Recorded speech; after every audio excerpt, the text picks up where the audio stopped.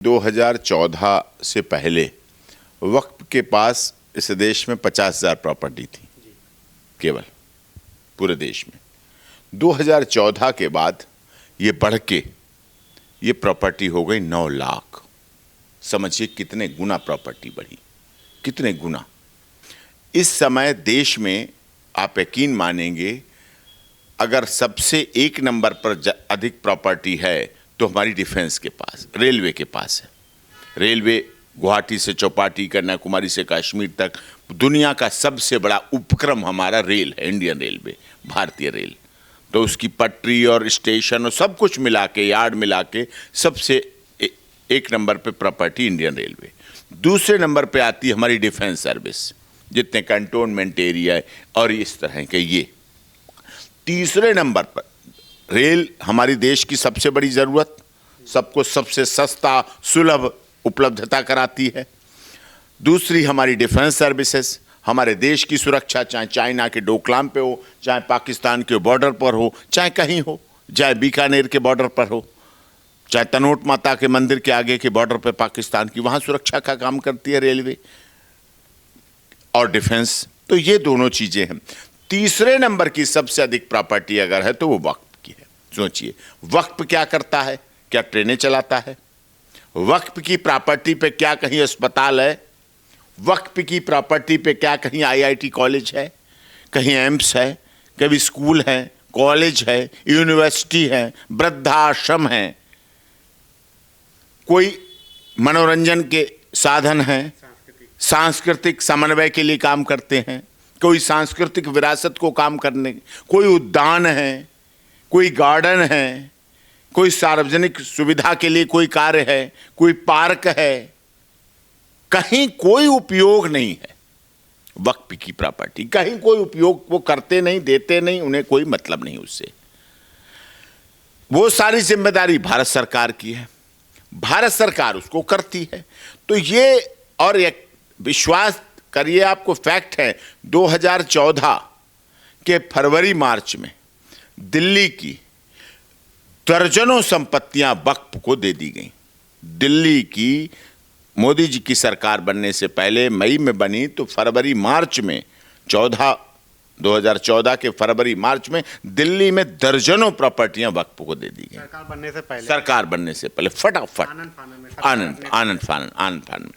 वक्फ की आप देखो, सोचो ना, 50,000 से 9 लाख प्रॉपर्टियां हो जाना ये छोटी बात नहीं है। तो ये सर कितने लोगों के घर छीने गए होंगे? ना कोई रेवेन्यू रिकॉर्ड देखा जाता है, ना कोई तहसील का रिकॉर्ड देखा जाता है, ना कोई खसरा खतौनी देखी जाती है, ना कोई कार्रवाई की जाती है, ना कोई विभाग, ना कोई कार्रवाई, ना कोई कुछ नहीं किया जाता है। सिर्फ और सिर्फ उस पर कार्रवाई की जाती है कि बस वक्फ है, वक्फ ने जहां लगा दिया अपना तो बस वक्फ है। और वक्फ की प्रॉपर्टी जितनी है सभी अतिक्रमण की गई हैं, बिल्कुल कब्जे किए गए हैं, लोग उस पर ध्यान नहीं दे पाए। तो ये कैसे आप दावे से कह रहे हैं कि कब्जा की गई हैं? और मतलब अगर कितने केसेस हैं फर्रुखाबाद के हैं, हमने देखा है, जानता हूं व्यक्तिगत रूप से।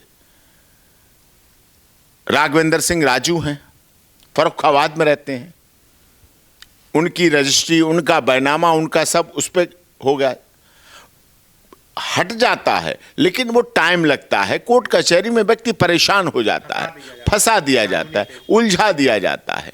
तो ये उलझन ही पैदा ना हो, ऐसी रास्ते पे ही ना जाया जाए। क्या समाधान है इसका? समाधान अब कानून बन रहा है, उसका कठोरता के साथ कानून बन रहा है, और कठोरता के साथ उस कानून का पालन होगा तो निश्चित तौर पर परिवर्तन भी होगा। और निश्चित तौर पर हमारे जो देश का बहुत बड़ा भूभाग इसमें अवैध रूप से वक्फ प्रॉपर्टी के रूप में कब्जा किया गया, और जिसका कोई सार्वजनिक उपयोग नहीं, कोई सामाजिक उपयोग नहीं, कोई शिक्षा के क्षेत्र में उपयोग नहीं। करते क्या हैं ये लोग, मौलवी मौलाना जो वक्फ में हैं, वो इस प्रॉपर्टी का क्या करते हैं? अब बस प्रॉपर्टी का अपना कॉमर्शलाइजेशन भी कर लेते हैं, वर्चस्व भी बना लेते हैं और कॉमर्शलाइजेशन भी करते हैं।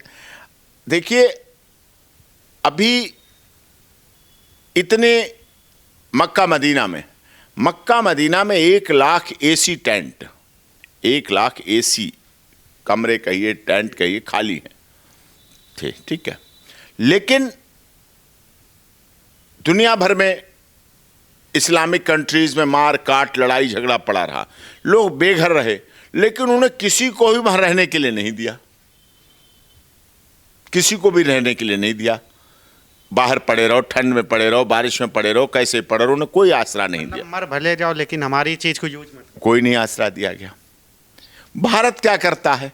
सनातन धर्म कहता है आ जाइए, हम तो वसुधैव कुटुंबकम हैं, हम तुम्हारी तो धरती माता हैं, हमारी तो समस्त वसुधा है, हम तो अहिंसावादी हैं। तो सर ये तो यही बात हो गई ना। सनातन धर्म में तो महिलाएं चांद को देख के करवा चौथ का व्रत करके अपने पतियों की उम्र मांग लेती हैं। तो वो भी तो ईद का चांद है। वो ईद का चांद देख के लाखों और करोड़ों बकरों को उसी समय काट के खून बहा देते हैं। अगर जीव हत्या की बात की जाए तो वो तो जीव हत्या है।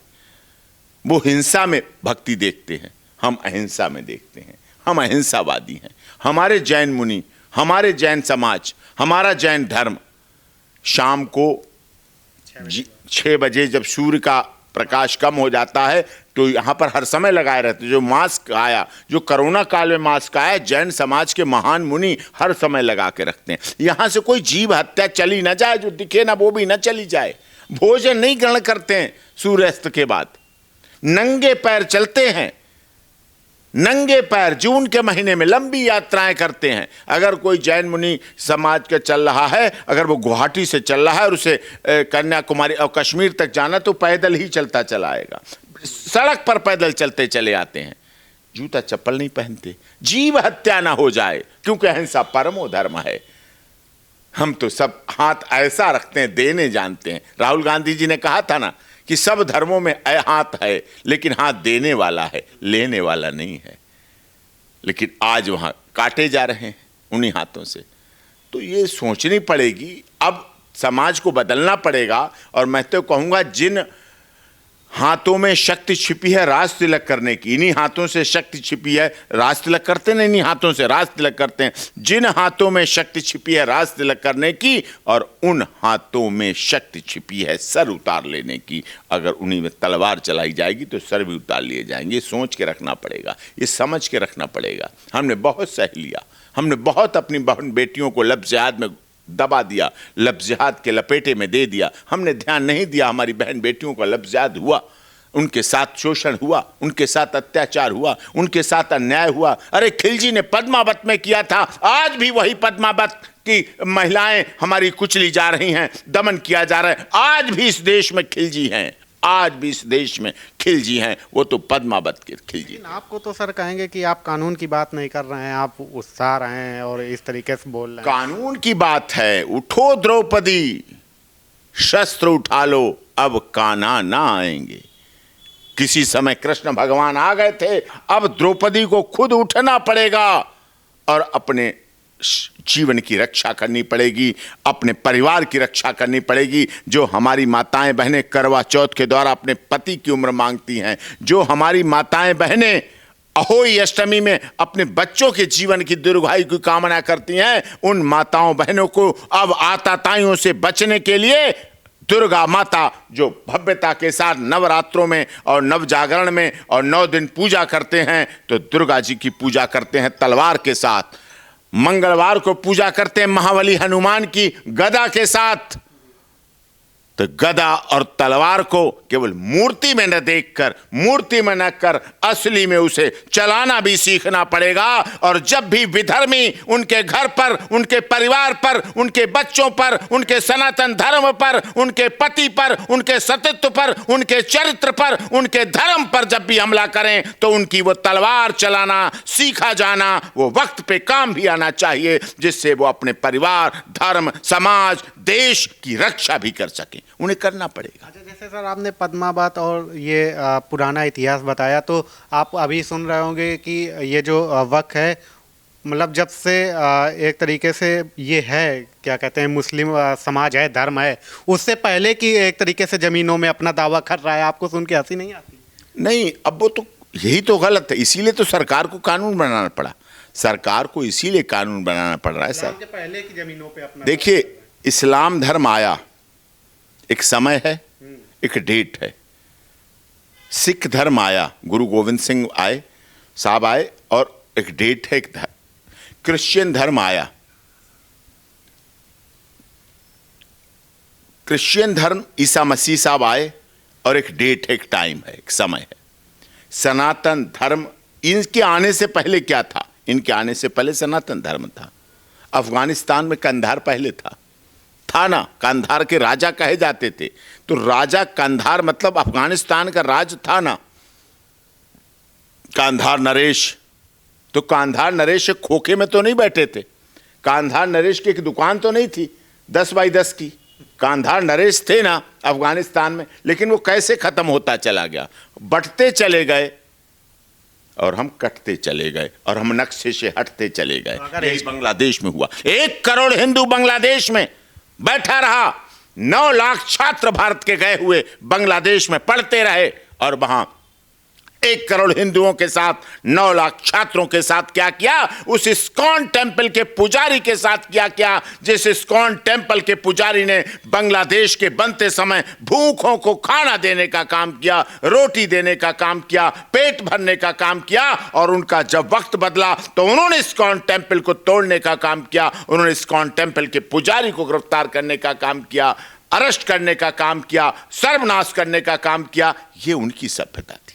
इस्कॉन टेम्पल तो सबके लिए देता रहा, सबके लिए काम करता रहा। अगर हिस्ट्री उठा के देखी जाएगी तो इनके लिए रहने के लिए 4 बाई 4 का कमरा भी नहीं बचेगा। सबसे पहले तो सनातन ही था, और सबको पता है कि सनातन था, और सबकी जानकारी में है, इतिहास में है। लेकिन उस इतिहास को छिपाया जाता है। महाराणा प्रताप महान नहीं बताए जाते, अकबर महान अब भी बताया जाता है। समझिए ना आप, किस तरह की राजनीति की गई, किस तरह की शिक्षा के द्वारा घुमाया गया। उस समय के तत्कालीन जो शिक्षा के लोग थे आज़ादी के बाद, उन्होंने इस तरह से शिक्षा को मोड़ के रख दिया। आज भी शहीद आजम भगत सिंह को शहीद का दर्जा नहीं देने दिया। समझिए ना आप, सोचिए कितनी बड़ी साजिशें रची गई इतिहास के साथ। तो ये वक्त किसकी गलती आपको नजर आती है? नहीं, अब सरकार उसको गलतियां तो नहीं है, पिछली सरकारों की गलतियां थी, पिछली सरकारों का ये उनकी साजिश थी, षड्यंत्र था जिसको उन्होंने किया।